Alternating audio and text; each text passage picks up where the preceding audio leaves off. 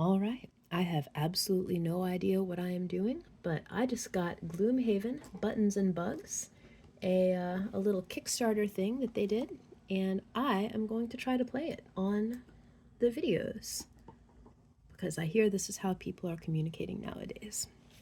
So I've got my handy dandy Learn to Play guide here, and I'm going to open that up and read it. I've already got a lot of this stuff set up. For some background, I have only ever played Jaws of the Lion before, but I have played the regular Gloomhaven online a couple of times with one of my friends. So I've got a general familiarity with how the system works. Getting us started. Gloomhaven Buttons and Bugs is a tactical combat game for one player. That's me. You will play as a mercenary in a series of scenarios that make up an exciting campaign story. Despite coming in a tiny package, this is a big game. This guide will teach you the basics to get you playing quickly. For the full rules, read the digital rulebook. A. Start by taking the deck of scenario cards from the box. That is these. The first one looks like this. Scenario deck. Flip over the top card and read the story. That shrinking feeling. What a time for Gloomhaven. First, a black tornado from the void nearly destroyed the city. Wait, that might have been my fault. Then there were reports of the very essence of corruption trying to end everything. But all's well that ends well. And at the center of both events, Hale, a mysterious Esther who lives in a derelict tavern, the Crooked Bone. It's said she can turn anyone into a hero, exactly what you want to be. Sure, you don't have a lot of training, but put in front of the right adventure, you get the acclaim that's due to you. So with that bold purpose, you step across the threshold of the Crooked Bone and no, that's not right. Everything is growing. Why is the doorway so small? Why are you so small? Why is Rick Moranis here? Is this some sort of Esther enchantment? You've been shrunk. Play scenario 1, a rude welcome. Oh no. And you can see I've already picked out my character here. I'm going to be the Spellweaver. My friend told me that one is too complicated to play for your first game, and so I'm playing it. The description of the Spellweaver is on the back of the card. The Spellweaver draws upon elemental energies, crafting them into devastating attacks.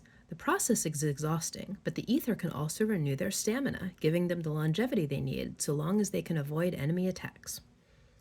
Really, I'm just playing her because she's purple. I mean, how can you say no to that, right? Also, she looks a little bit like a Parshendi, which I think is cool. Character setup. You will need your character card and the matching miniature. Where did I put the mini? Aha. These come with teeny tiny minis, and I love them. It's not even focusing. I don't know how to make my camera focus on it. There we go. All right, let's go back to the playmat. So this is adorable. I am already terrible at painting. I don't know how I will paint that, if at all, but I've got my character mini. The brown hit point dial with the little blurred drop on it. Set to your character's maximum hit point value for level 1, which is shown on your character card. Here's level 1, and here's my maximum hit points, which is 10. Gotta say, as a D&D character, as a D&D player, rather, who usually plays spellcasters, 10 feels like a lot of hit points, so that's pretty cool. I don't remember what's normal in Gloomhaven. I will also need the 4 level 1 ability cards listed on the back of my character card. They start on their A side. Level 1. I've got Fire Orbs, Dancing Gales, Freezing Nova, and Arcane Bolt. How nice. How does focus work? I'm too old for this. Boop. Okay. Set these down.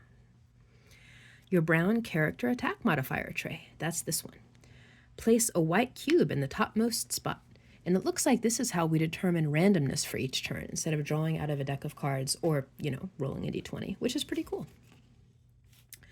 Scenario setup. It's time to read Scenario 1, a rude welcome, the next card in the scenario deck. Oh, who's that under the scenario card, I wonder. This is what it looks like. Scenario 1, a rude welcome. Got some fancy gear there. You whirl around, taking in your familiar yet unfamiliar surroundings. Your attention settles on a scruffy character behind you, luckily on par with your diminutive stature. Nice and shiny, like it's never been used? Hand it all over and I'll let you live.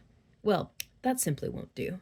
Your gear is unused, but there's really only one solution for that. Our monsters are the Bandit Guard, and our goal is defeat all monsters. Well, your gear certainly isn't shiny anymore, and it wasn't even particularly fancy. Oh, nope. I am not supposed to read the second half until I have completed this scenario. That's not the clearest, but that's okay. All right, read the first half and flip over the card. So here is our rude welcome scenario card. This is like the book in Jaws of the Lion, where they give you a little a book that lays out all of the stuff you're gonna do, and like it's got the map and everything. You don't have to draw a map on a whiteboard. It's wonderful. Okay, I should have read the scenario setup book because it said read the scenario entry up to and including the goal. So what was our goal? Defeat all monsters. So now I retrieved the Bandit Guard monster card, put it up here, and that is its abilities. Scenario is on its map side.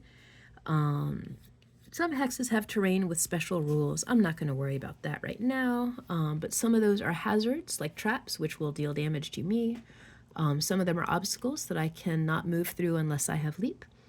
And now we've got bandits. So I put the green cube right here and the blue cube right here. And they each have corresponding dials for their 8 hit points. So I flip the dial around, set it to 8. This one is green. I really think they could have done a better job with making these colors a little more distinct. I might take some paint to those later. But for now, we've got our green dial and our blue dial. And we've got a white cube in the center slot of the tray. I'm guessing that plus and minus indicates advantage or disadvantage. Now we've got the red monster tray, and we put a white cube in the topmost slot of that to handle our randomization. And over here in my dice tray, I've got the little die that we're going to roll for 0 plus or minus, which is how we do randomization. And I love that it is purple. It's like they know me. And now I'm going to play my scenario. And just like regular Gloomhaven, this is, you're going to pick 2 cards and do initiative. I guess I'll find out how monsters do initiative, huh? And then we will see how this goes. Oh, that must be their initiative up here. Okay, that makes sense. And I am going to stop there. And next episode, I will do a round.